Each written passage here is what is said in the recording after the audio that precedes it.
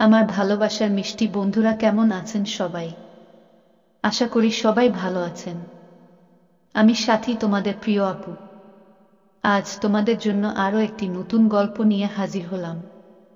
গল্পটি খুবই ইন্টারেস্টিং হতে চলেছে। আমি কথা দিচ্ছি, গল্পটি শুরু থেকে শেষ পর্যন্ত শুনলে তোমাদের ওইটা দাঁড়িয়ে যাবে। আর তোমার হাতের কাজ করার জন্য হেডফোন নিয়ে রেডি হয়ে বসে যাও। চলুন তাহলে আর বেশি কথা না বাড়িয়ে গল্পটি শুরু করি।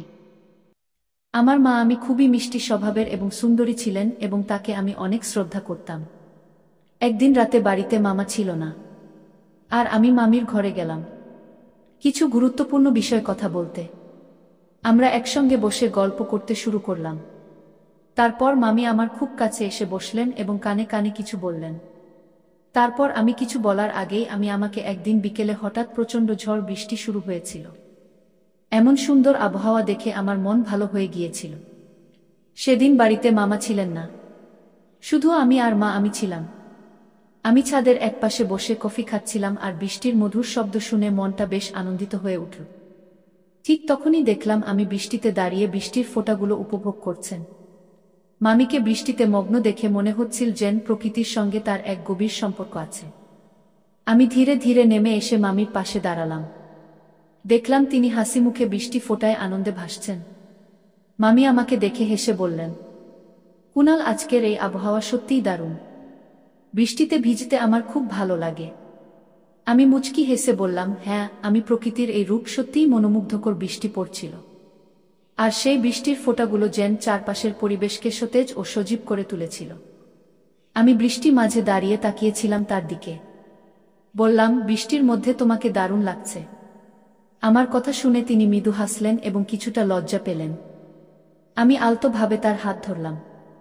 আমাদের দুজনের হৃদস্পন্দন যেন ধীরে ধীরে বাড়ছিল, আর আশপাশের পরিবেশটা আরও রোম্যান্টিক হয়ে উঠছিল।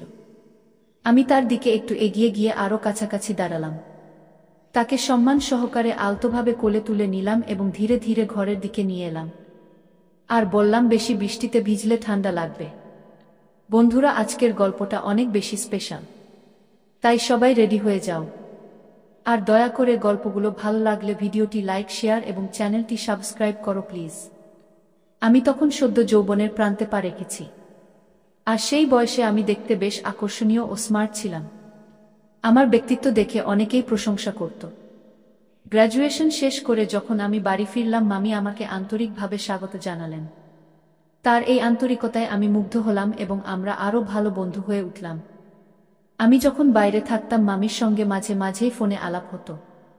আমরা অনেকক্ষণ করে কথা বলতাম। আমরা একে অপরের খুব ভালো বন্ধু হয়ে উঠেছিলাম। কলেজে পড়ার সময় আমার বন্ধুরা প্রায় সময় মজার মজার হিন্দি রোম্যান্টিক সিনেমা দেখত। তাদের দেখে আমিও ভাবতাম, আমার যদি এমন কিছু রোমাঞ্চকর মুহূর্ত থাকত। আমার খুব ইচ্ছে ছিল একজন কাছের বন্ধু বা সঙ্গী থাকলে যার সঙ্গে আমি আমার মনের কথা সহজে ভাগাভাগি করতে পারতাম। তবে আজ পর্যন্ত তেমন কাউকে পাইনি যার সঙ্গে এমন সম্পর্ক গড়ে উঠতে পারে। গ্র্যাজুয়েশন শেষে যখন বাড়ি ফিরলাম, মামির সঙ্গে আমাদের বন্ধুত্ব আরও গভীর হয়ে গেল। আমার মামি দেখতে খুবই সুন্দর ছিলেন এবং তিনি ছিলেন অত্যন্ত সরল ও মিষ্টি স্বভাবে। আর আমি ছিলাম একটু বেশি মজাদার ও দুষ্টু প্রকৃতির। যখন মামা বাড়ির বাইরে থাকতেন, তখন আমি নানা অজুহাতে মামির সঙ্গে মজার গল্প করতাম। আমিও আমার মজাদার কথাগুলো উপভোগ করতেন এবং আমাদের বন্ধুত্ব বেশ গভীর হয়ে উঠেছিল। আমার কলেজের দিনগুলোতে এই ঘটনার শুরু। তখন আমার বয়স ছিল 25 বছর এবং বাড়িতে আমার মা আর আমার মামা এবং নতুন মমি থাকতেন। মামা আমাদের সাথে থাকতেন। আমার মামার বিয়ে হয়েছিল প্রায় 5 মাস আগে, যা তাদের এক দূরসম্পর্কের চাচা উদ্যোগী হয়েছিল।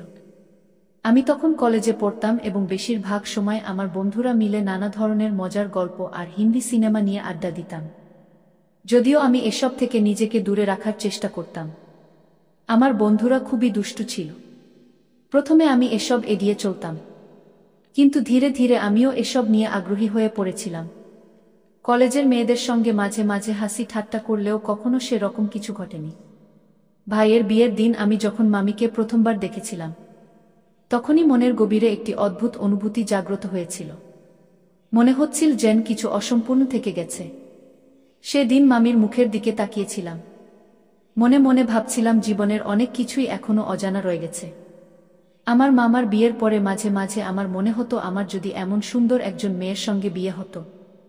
আমি দেখতে সত্যিই খুব সুন্দর ছিলেন, যে কেউ তাকে দেখে মুগ্ধ হতে বাধ্য। কয়েকদিন বাড়িতে থাকার পর কলেজে ফেরার সময় মামি বললেন, কুনাল কলেজে গিয়ে কিন্তু আমাকে মনে রাখবেন, আমরা রাতে কথা বলবো। আমার প্রায় কাজের জন্য বাইরে থাকতে হতো, তাই মামির সঙ্গে আমার বন্ধুত্ব খুব ভালো হয়ে উঠল। আমরা প্রায় রাতে গল্প করতাম। আমি একটু মজার ছিলাম, তাই একদিন মামিকে মজা করে জিজ্ঞেস করলাম, আপনার ইচ্ছা হয় না মামা যদি সবসময় আপনার সাথে থাকতেন? মা আমি আমার কথার ইঙ্গিত বুঝতে পেরে হেসে বললেন, তুমি যদি বাড়িতে থাকতে তাহলে হয়তো এমন ইচ্ছে থাকতো না। আমি তার ইঙ্গিতগুলো বুঝতে পারছিলাম। আর এভাবেই আমাদের দিনগুলো কাটছিল। কয়েক মাস পর আমি কলেজের শেষ পরীক্ষাগুলো শেষ করে বাড়ি ফিরে এলাম। বাড়িতে পৌঁছে দেখলাম আমি আমাকে বেশ খুশি মনে স্বাগত জানালেন। মা আমাকে দেখে খুব খুশি হলেন। আমি যে বাড়িতে প্রবেশ করলাম সেই মুহূর্তটা বেশ আনন্দদায়ক ছিল। মামি আমাকে দেখে অনেক খুশি হয়েছিলেন। মা একদিন হাসি মুখে বললেন, বাবা এখন তোর জন্য একটা ভালো মেয়ে দেখা শুরু করব। তুই আগে ভালো একটা চাকরি পেয়ে যা। মার কথা শুনে আমি মজার ছলে বললাম, মা যদি মেয়ে দেখতে হয় তবে এমন একজন মেয়ে খুঁজিনি একেবারে আমার মামির মতো হবেন। আমি কবে বিয়ে করব? এই কথা শুনে আমি একটু লজ্জা পেয়ে হাসলেন। মামি কিছু তখন বললেন না। আমি এরপর আমাকে চা নাস্তা বানিয়ে দিলেন, যাকে আমি আমার ঘরে চলে এলাম। কিছুক্ষণ ঘরে বিশ্রাম নিচ্ছিলাম, তখন হঠাৎ দেখি আমি আমার দরজার সামনে এসে দাঁড়িয়েছেন। তিনি বললেন, ভাগনা কিছু মনে করবেন না, যদি একটু সময় থাকে তাহলে কি একটু আমাকে সাহায্য করতে পারবেন? মামি এসে বললেন, কুনাল তোমাকে সঙ্গে নিয়ে বাজারে যেতে হবে, বাড়ির জন্য সবজি আনতে হবে। মায়ের শরীর ভালো নেই, তাই তিনি যেতে পারবেন না। আর তোমার মামা সব সময় কাজ নিয়ে ব্যস্ত থাকে। মামির কথা শুনে আমি হেসে বললাম, মামি চিন্তা করবেন না, আমি একটু পরে রেডি হয়ে আসছি, ততক্ষণে আপনিও তৈরি হয়ে নিন, আমরা একসঙ্গে বাজারে যাব। কিছুক্ষণ পর যখন আমি নিচে এলাম দেখলাম আমি তখনই পুরো প্রস্তুত হয়ে বসে আছেন। তাকে দেখে মনে হলো আজ তিনি আরো বেশি সুন্দর লাগছে। তিনি একটা শাড়ি পরেছিলেন যা তাকে বিশেষ আকর্ষণীয় করে তুলেছিল। আমি তাকে দেখে কিছুক্ষণ থেমে গেলাম। আমি হাসতে হাসতে বললেন, কি হল কুনাল, যাবে না? আমি তৎক্ষণাৎ বললাম, হ্যাঁ চলুন। আমি বাইকটা বের করলাম এবং মামিকে বাইকে বসলাম। তিনি আমার পেছনে এসে বসলেন। যখন আমি আমার কাঁধে হাত রাখলেন তখন মনে হলো যেন মনের মধ্যে অনেকগুলো আবেগ উথলে উঠছে। আমাদের বাড়ি থেকে বাজার প্রায় 25 মিনিটের দূরত্বে ছিল, কিন্তু আমি খুব ধীরে বাইক চালাচ্ছিলাম। এই মুহূর্তগুলো যেন ধীরে ধীরে উপভোগ করতে চাচ্ছিলাম। বাইক চালানোর সময় আমি মাঝে মধ্যে পিছনের আয়নায় মামিকে দেখতে লাগলাম। আমি হেসে বললেন, কুনাল গাড়ি এত আস্তে চালাচ্ছেন কেন? পেছনের মানুষরাও আমাদের পেরিয়ে যাচ্ছে। আমি মজা করে বললাম, মামি ধীরে গাড়ি চালালে আমাদের জন্য ভালো। তারপর মামি বললেন, ঠিক আছে, আর আয়নায় আমাকে না দেখে সামনে দেখো, না হয় বড় কোনো বিপদে ফেলবে। তার কথা শুনে আমার একটু লজ্জা হলো, তাই আর কিছু বললাম না। এভাবেই আমরা বাজারে পৌঁছলাম। বৌদি বাজার থেকে সবজি কেনার পর আমরা আবার বাড়ি ফেরার পথে বের হলাম। ফেরার সময় আমি আবার একই কৌশল প্রয়োগ করলাম। ধীরে ধীরে বাইক চালালাম এবং মাঝে মাঝে ব্রেক মারলাম, কিন্তু আমি নিজেকে সঙ্গে তো রেখেছিলাম। সম্পর্কের গুরুত্ব বুঝে আমি নিজেকে নিয়ন্ত্রণ করলাম। অবশেষে কিছুক্ষণ পর আমরা বাড়িতে পৌঁছলাম। দরজায় এসে দেখি মা আমাদের দেখে হাসি মুখে দাঁড়িয়ে আছেন। একদিন মা আমার হাত ধরে আমাকে তার ঘরে নিয়ে গেলেন। আমি ভেবেছিলাম হয়তো কোনো কাজের জন্য ডেকেছেন। ঘরে ঢোকার পর মা বললেন, বাবা আমি তোমার সাথে কিছু কথা বলতে চাই। মায়ের কথা শুনে আমি বললাম, কি কথা মা, বলো না। মা একটু চিন্তিতভাবে বললেন, তোমার মামা প্রায় বাড়িতে থাকে না, বিয়ের পর থেকে এটা হচ্ছে। আমি মার কথা শুনে বললাম, মা মামা তো কাজের কারণে বাইরে থাকে, তাই সময় হয় না। কিন্তু মা বললেন, না না, ব্যাপারটা ঠিক তা নয়। আমার মনে হচ্ছে তোমার ভাই হয়তো অন্য কোনো মেয়ের সঙ্গে সম্পর্কে জড়িয়ে পড়েছে। মায়ের কথা শুনে আমি হতভম্ব হয়ে গেলাম। মা আমাকে বললেন, ধীরে কথা বলো, না হলে তোমার মা আমি শুনে ফেলবে, ব্যাপারটা জানলে খুব ঝামেলা হবে। আমি বললাম, মা তুমি এসব কথা কেন বলছো? আমি নিশ্চয়ই কিছু টের পাবেন যদি মামা সত্যি এমন কিছু করে থাকে। আর এমনটা হলে একদিন না একদিন জানাতে হবে। তোমাকে কি কেউ কিছু বলেছে নাকি মামা নিজে কিছু বলেছে? মা আমাকে বললেন, তোর মা আমাকে একবার ফোন করেছিলাম, আর তখন শুনলাম ফোনের পেছন থেকে এক মহিলার গলা শোনা যাচ্ছিল। যখন আমি জিজ্ঞাসা করলাম তোর মামা কোনো রকমে কথা এড়িয়ে গেল। মায়ের কথা শুনে আমি বললাম, মা হতে পারে তুমি ভুল শুনেছ, হয়তো এমন কিছুই নয়, কিন্তু মা বারবার বোঝানোর চেষ্টা করেছিলেন। আর আমি বারবার বলেছিলাম, মা তুমি এমন কিছু ভেবে নাও না, যদি মামি একটা জানতে পারে তাহলে তাদের সম্পর্কের মধ্যে সমস্যা তৈরি হবে। যতক্ষণ না পর্যন্ত সত্যিটা জানা যাচ্ছে তুমি এই কথা নিয়ে কাউকে কিছু বলো না। মা আমার কথা শুনে একমত হলেন। তারপর শান্তভাবে তার ঘরে চলে গেলেন। আমি আমার ঘরে এসে বাথরুমে গিয়ে গোসল করতে লাগলাম। গোসল শেষে বাইরে এসে দেখি আমি আমার ঘরের চেয়ারে বসে আছেন। মামিকে দেখে আমি অবাক হয়ে গেলাম। আমি কাছে যেতেই বললেন, কুনাল দেখুন না, আপনার মামা আমাকে একদম সময় দেন না, তিনি প্রায় বাড়িতে থাকে না। আজকেও আমি তাকে বলেছি আপনি বাড়ির কাছে এসেছেন, কিন্তু তাতেও উনি আমাকে দেখতেও আসেন না। মামির কথা শুনে আমার মনে আমার মায়ের কথাগুলো ফিরে এল। আমি মনে মনে ভাবলাম হয়তো মা যা বলেছিলেন তা কিছুটা হলেও সত্য হতে পারে। কিন্তু আমি মিমিকে কিছু বোঝাতে না দিয়ে বললাম, হয়তো তিনি কাজে ব্যস্ত আছেন, তাতে কিছু মনে করার দরকার নেই, তিনি কাল নিশ্চয়ই আসবেন। এরপর আমি ধীরে ধীরে মামির কাছে গিয়ে তাকে সাহস দিলাম। মামির সাথে আমার খুব ভালো বন্ধুত্বপূর্ণ সম্পর্ক গড়ে উঠেছিল। আমরা একে অপরের সাথে অনেক সময় নিজেদের মনের কথা শেয়ার করতাম। আমি তখনও ভেজা চুল নিয়ে দাঁড়িয়েছিলাম। আমি হঠাৎ এসে আমার মাথা তোয়ালে দিয়ে মাথা মুছতে শুরু করলেন। মামির এই ছোট ছোট যত্নশীল আচরণগুলো দেখে আমার মনে তার প্রতি গভীর ভালোবাসা জন্মাতে শুরু করেছিল। এক সময় আমার মনে হলো যদি তাকে কাছে টেনে নিই, কিন্তু সঙ্গে সঙ্গে আমি নিজেকে সেই চিন্তা থেকে বের করে নিলাম। মনে হলো এটা একদমই ভুল। রাতের খাবারের পর আমি আমার ঘরে এসে ঘুমিয়ে পড়লাম।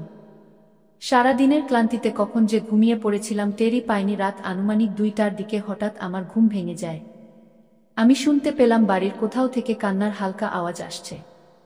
আমি ধীরে ধীরে সেই আওয়াজ অনুসরণ করতে লাগলাম। বাইরে এসে বুঝলাম আওয়াজটা মামির ঘর থেকে আসছে। আমি দ্রুত সেখানে গেলাম এবং দরজার বাইরে দাঁড়িয়ে শুনতে পেলাম আমি আমার মামার সঙ্গে কথা বলছেন ফোনে। তিনি কান্নার মধ্যে বলছিলেন, আমাদের বিয়ে হয়েছে পুরো 6 মাস, কিন্তু তুমি আমার জন্য কখনোই সময় দাও না। যদি আমাকে পছন্দ না করতে তাহলেই বিয়ে করলে কেন? তুমি কি আমাকে ধোঁকা দিতে চাচ্ছ? তুমি যদি আমার সাথে সংসার না করো সেটা বলে দিলে তো হয়, কেন আমাকে তুমি কষ্ট দিচ্ছ? এসব বলে তিনি অনেক কান্না করতে থাকলেন। আমি খুবই কষ্টে ছিলেন। আমি এইসব কথা শুনে আবার নিজের ঘরে ফিরে এলাম। মনে মনে ভাবতে লাগলাম মা যা বলেছিলেন তা কি? তবে সত্যি আমি ভেবেছিলাম যে হয়তো মামা অনেক কাজে ব্যস্ত আছেন, তাই এ বিষয়ে অতিরিক্ত চিন্তা করার কোনো প্রয়োজন নেই। আমি হয়তো ভুল ভাবছিলাম, তাই মনে মনে সিদ্ধান্ত নিলাম যে কাল থেকে আমি মামির আরও ভালোভাবে যত্ন নেব। সকালে উঠেই আমি সরাসরি রান্নাঘরে চলে গেলাম। গিয়ে দেখলাম আমি সেখানে বাসন পরিষ্কার করছেন। আমি চুপচাপ পাশে দাঁড়িয়েছিলাম।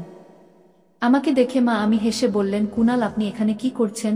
আমি বললাম, মামি আপনি একদম চিন্তা করবেন না, আপনার যদি কোনো কাজ থাকে তবে আমাকে বলুন, আমি আপনার সব কাজ করতে প্রস্তুত।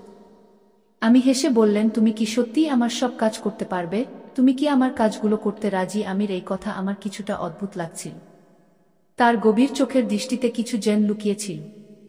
আজ তার ব্যবহারে কিছু আলাদা ছিল। মনে হচ্ছিল তিনি আমাকে বিশেষ কিছু বলতে চাচ্ছেন যা আমি ঠিকমতো বুঝতে পারছিলাম না।